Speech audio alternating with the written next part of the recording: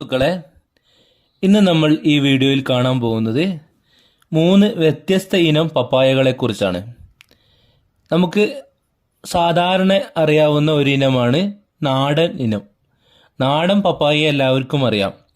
എന്നാൽ ഈ വീഡിയോയിൽ കാണുന്നത് നാടൻ ഇനം പപ്പായയെ വളർന്നതിന് ശേഷം വെട്ടിക്കളഞ്ഞതിന് ശേഷം കായ്ച്ചതിന് ശേഷം വെട്ടിയതിന് ശേഷം രണ്ടാമത് തൈത്ത് വന്ന നാടൻ ഇനമാണ്. ഇതിൽ നന്നായി കായ്ച്ചിട്ടുണ്ട്. ഇങ്ങനെയും നാടൻ ഇനം നന്നായി കായ്ക്കാറുണ്ട്. ഇനി ഈ വീഡിയോയിൽ കാണുന്നത് ഇത് നല്ല ഹൈബ്രിഡ് തൈയാണ്. എന്ന് പറഞ്ഞാൽ ടിഷ്യൂ കൾച്ചറൊക്കെ ചെയ്തുണ്ടായ നല്ല ഇനം ഹൈബ്രിഡ് ഇനം പപ്പായയാണ്.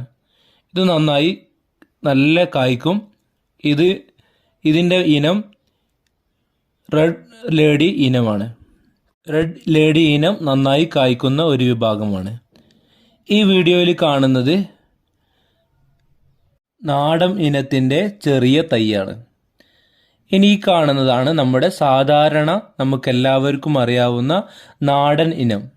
നാടൻ ഇനം ഇങ്ങനെ നന്നായി ഉയരത്തിലേക്ക് പോവുകയും ഉയരത്തിലാണ് അത് കായ്ക്കുകയും ചെയ്യുക.